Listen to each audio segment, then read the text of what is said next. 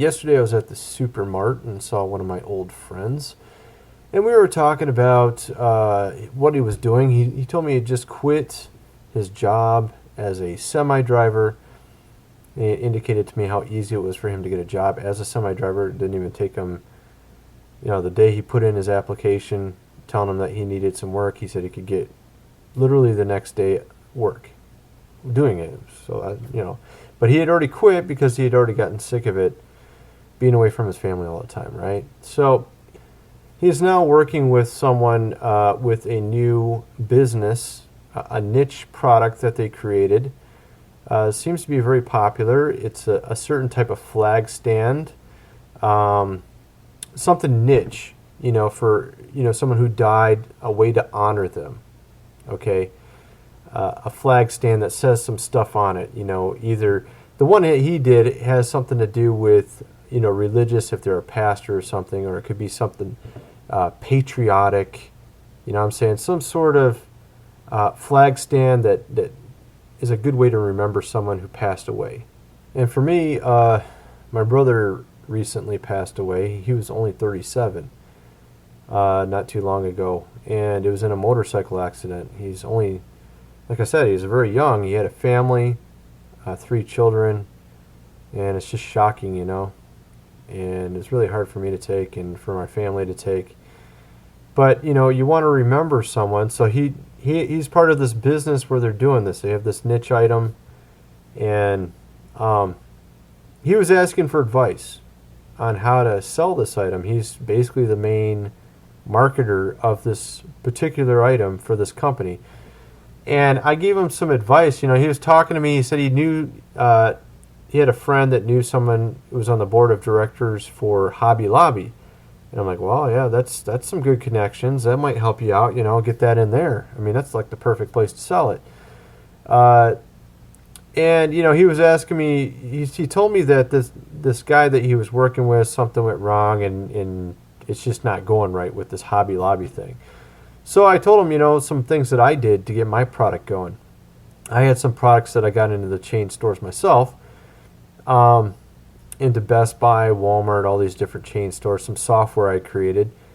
And what I did, I just told him what I did. I went to this convention. It's, you once in a while you'll have a convention for a particular genre of product. And mine was software, which also sort of related to books. And so you'll have these this one called CBA, Christian Book Association, and they'll have a convention. And then you also have a secular one, a book convention as well. And there's all these companies that come, and you talk to people. You basically set up a booth. I set up a booth with my products. I didn't even have a clue what I was doing. I was working as an engineer, and I was just doing this. I just quit my engineering job and I started a business, And so I'm there just standing there trying to sell something I made. And some big company guy came up to me and said, hey, I'd like to put that in the chain stores, and I'll pay you so much money, royalties per sale. And of course, it ain't a lot of money, but from what I understand, it's actually not bad. They usually pay you a really small amount, but they do everything. I only got paid like $1. He was going to pay me $1.20 per sale, okay, of software. But the thing is they do the manufacturing, they do all that kind of stuff, and I was brand new to the whole thing. I didn't know, whatever, I was okay, So I go for it, and we sold like 80,000. So there you go. There's some money right there, right? And so you can make $80,000 plus dollars, right? What's 80,000? It was around 80,000 we sold or something. I mean, my first check from them was like $30,000 or $40,000. That's not bad, right?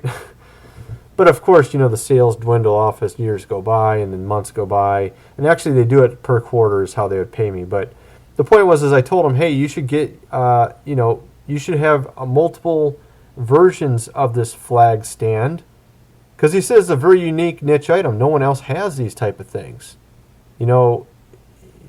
It's not very often you see something interesting like that, where you can put a flag next to a grave site, and then you would have some really beautiful emblem type of flag stand with just some beautiful writing on it, something to remember that person by. And I told him, yeah, you should set up a booth at one of these things. And I'm saying that to you guys. Why am I telling you this? Because if you have a product and you want to get it out there, you might have trademarked it and you're like, I want to get this out there. How do I get this out there? Well, for one, you should probably trademark it, especially if it's something unique, unless you like the idea of you showing it to some big company and then they're like, no thanks, and then they just, take that sample you gave them, reverse engineer it and make their own. Does that sound good to you? No, probably not. So yeah, he had it trademarked. He had his little flag things trademarked. And obviously you can do copyrights too. You can do trademark, you can do copyright, you can do a few other things, patent, all this kind of stuff. With trademark, it has to do with the shape, okay? And obviously copyright has to do with some sort of work that you put together. Usually it's a book you would copyright. Trademark is more so like the shape of something. And, patent is something where you invented something. Okay, but the idea is for protection, obviously. But it has to be a relevant and good product. You would want to make sure that it's really a good idea or what you have is going to sell. That's the main point. So you got to make sure the thing will sell before you should go and patent or trademark or copyright, whatever it is. Okay, but so he had already did the trademark thing, which was a good idea. And I said, yeah, you should go to one of these conventions and have a booth set up. It doesn't cost a ton for the booth. They usually have a magazine for that convention. You could stick your ad in that magazine. Don't go too crazy with that because they usually charge a lot of money for those ads. And you don't need to have some big front page or full page thing. You can just have a small ad even. It's not a huge deal, you know what I mean? Some people think you should just have a big ad. Of course, if you got, a lot of products and you got some massive campaign going, yeah, maybe then you should have a, full page ad, something awesome. And that's what I did, but I had like one product or two products and I'm doing a full page ad, right? It cost me a few $1,000 if I recall, but I was new. I didn't know what the hell I was doing, right? So, and I also spent way too much manufacturing my product. It was a lot of money I spent on that puppy because I was trying to take on the big dogs in the same realm. And I'm like some one-man show practically. Actually, there's a couple of us. We had a board members that were involved too. But I'm like trying to take on big companies. And I think I'm young. I think I know everything. And I look back now and I'm like, dude, I could have spent a third or a fourth as much money making it. I could have spent probably a quarter as much on the advertising, and I would have probably still got that deal with the company I'm talking about, Topics Entertainment. And so I made a deal with Topics Entertainment. They threw it in all the chain stores. So this is a good way to get traction, obviously, on a new item. And if you have some really interesting niche item, go for it, man. These booths don't cost a lot. It cost me less for the booth than it cost me for the full page ad in their magazine advertising about the booth. Okay, the booth didn't cost me that much. You could make it with materials. I went to Menards and bought some stuff and made some interesting background, and then I made a beautiful artwork and had it printed at some local place where they make banners, and I stuck up the banners and just had my cool little setup. And the booth, I can't remember how much it cost for the booth, but I think the whole thing total was like $1,700 or something total. And that was back some years ago. It might cost more now, but it wasn't a lot of money. So I had a position at the convention, and there's people walking all around, and they know you're serious if you have a booth. They know you're serious about the product. You're putting something behind that product. You believe in it. You're willing to lay down the money. You're spending the time. You got the initiative. Obviously, you got something going. So this is a good way to get some really good sales. So I got some sales from it. Actually, I got enough sales to pay for the whole thing. And then I got a deal out of it. I got a big deal where I was in the chain stores. So that was one thing I told them to do. And another thing I told them to do, this is a really cool trick too. I learned this from just doing it. I didn't even know what I was doing and I did it. There's this massive company that sells online. They got I'm not talking Amazon. It was in the realm, okay? So there's this massive website. It's called CBD. I went there I think I called them up on the phone or I emailed them. I said, hey, I got this product I wanted to present to you. So they're like, okay. So I drove there. In Massachusetts. Okay, I live in Indiana. So I drove there. I went to see Niagara Falls on the way, so I had some fun. I brought my sister with me.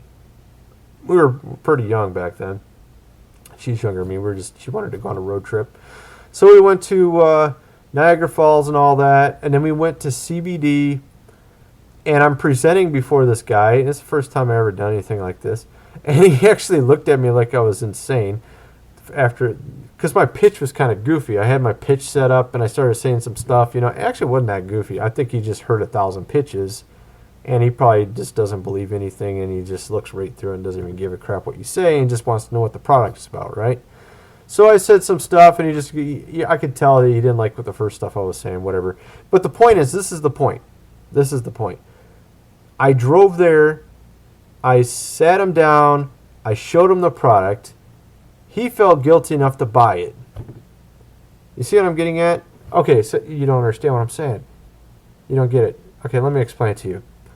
If you have a winning product, if you have a product that will go viral, okay, if you have a product that's going to take off on its own, you need to first get your foot in the damn door. So I'm like a Jehovah's Witness here, man. I'm like going up to their doorstep. I'm presenting it to them. They feel guilty because I've traveled across country to go there. They're going to buy something. Okay? They're going to put it at least somewhere on their website or in their magazine because they have a magazine and website. So that way I got my foot in the door. If I would have just emailed them and phone called them, hey, do you want to buy my item? Hell no. Get off the phone. They don't want to buy it. But if you go there and you're like kind of annoying them and they feel guilty, they're going to buy it. Okay, it sounds like the point is that I got my foot in the door, and if the item's viral, if it's something unique no one's got, you made them feel guilty to get your foot in the door, but at least your foot was in the door, and now you're getting it to where it goes viral and it takes off on its own. You see what I'm getting at? It's about the sales. So that's another trick you can do. Get an interview with a big company. Get yourself in the door. Actually drive there. Don't be a lazy ass and just call them up on the phone or send them an email. They're not going to read the email. They're going to just kick you off the phone. They're going to kick you out when they know you got some initiative if you're driving over there. And of course, if it's a big company, you should do that. You should do that because you want to sell it. You want to sell it. That's why these companies will fly their salesmen to other countries. They want the person sitting in front of them and presenting it. You see what I mean? Okay, so hopefully that makes some sense. So, I was telling them, obviously there's the connection factor. If you know someone in a big company or you know someone who knows someone, that's a good way to get your foot in the door. And I told him with this guy he knew that knows a board member at Hobby Lobby, the guy's kind of dicking around or something and not doing what he's supposed to be doing. He's just screwing up. I told him, look, man, just cut him out of the picture. You get the information on how to contact him. You say, hey, I'm friends with this board member, blah, blah, blah. I have this exciting new product. No one is selling this. There's a strong market for this. You have to, of course, have your pitch. I just want to come by and present it to you personally. And then you would go to Hobby Lobby's headquarters. You present it to them personally. Of course, you would want to have a good setup. It's not just, you don't want to just do the guilt trip on them. Obviously, if you have a great setup, then you're going to get more sales. You're going to convince them. So you go over there, you convince them, and if the thing's a viral type of item, it's going to take off on its own, assuming that they at least give it a little bit of audience, and that's part of it. You want to make sure they give it some audience. And that's another factor of this whole thing. You don't want to sign away the rights to your product either to some company that's going to throw it on the back burner. That's another error that people make. I have friends that have been doing this forever. One guy, he has a strong history with all this. He's been a narrator on commercials for car companies and narrator of books and the Bible and stuff. And he's got one of those voices from Europe, this perfect voice. And he's used to be in plays. He used to be a big guy in the plays and all that kind of stuff. And I think he did some stuff with Mercedes or BMW for their commercials on TV. But he was telling me all the stories because he's been doing it his whole life. He's like 65 plus now. I don't even know how old he is. He's pretty old. But he's been doing it his whole life. And he's telling me all these stories of people getting burned and screwing up and how contracts are very important. You know, especially when you got a product like a niche product, you don't want to screw up a contract. Contracts are very important in the business world. You don't want to screw that stuff up. You don't. And I'm trying to think, you know, you could say, okay, well, you'd want to hire a lawyer. Yeah, you'd want to hire a good lawyer, someone who actually preferably believes in what you're doing. If they're just some scumbag that wants to make some money, probably not a good idea. I don't care if they're the best lawyer out there. If they don't believe in what you're trying to do, they're not going to really necessarily have any desire to give you good advice other than the money you pay them. You see what I mean? And maybe they got 50 other people paying them money too. So you want not only a good lawyer, but a lawyer that kind of believes in what you're doing to work with, to help you with any type of contract. Of course, it's wise for you yourself to do some studies on it. The point is that contracts are huge. You don't want to just, you know, sell it to the first company. Oh, this company's so big. They want my product. Guess what? Your product is like, you know, 50th on their list of products they just signed up. They put it on the back burner and don't do shit with it for 3 years. You don't make any money. Does that sound like a good deal to you? One, you could have went with their competition who's, you know, a fifth the size of that mega company. You would be their flagship product, and then you would actually get out there and be seen. This is what I'm trying to get at. So there's errors like that. There's also tricks with some of these big companies know what they're doing, and they'll do some really clever tricks with the royalties. He was telling me about this one trick. What was it? They said that we'll pay you. It was like $60,000, and then after, you know, so many sales, 100,000 sales, we'll start paying you blah blah blah dollars per sale. It sounds really good, don't it? It sounds awesome. Here's the problem: they knew it wouldn't sell 100,000. One, two. If you would have went with that, you know, $1.20 per sale, you would have got $120,000 instead of $60,000. You see what I mean? So they got these really clever tricks like that where they screw you, and you don't realize it because you're not, you know, you're not very well learned in law and all that kind of stuff and all these tricks they do. So I'm just telling you some advice, especially if you got some product that you want to patent or trademark, copyright, and you want to know what to do with it. I just told you some good ideas on what to do with it, based on my own experiences, based on a guy that's been doing it forever who told me a bunch of stories about how it works. And yeah, I don't know. Hopefully you can use some of this advice.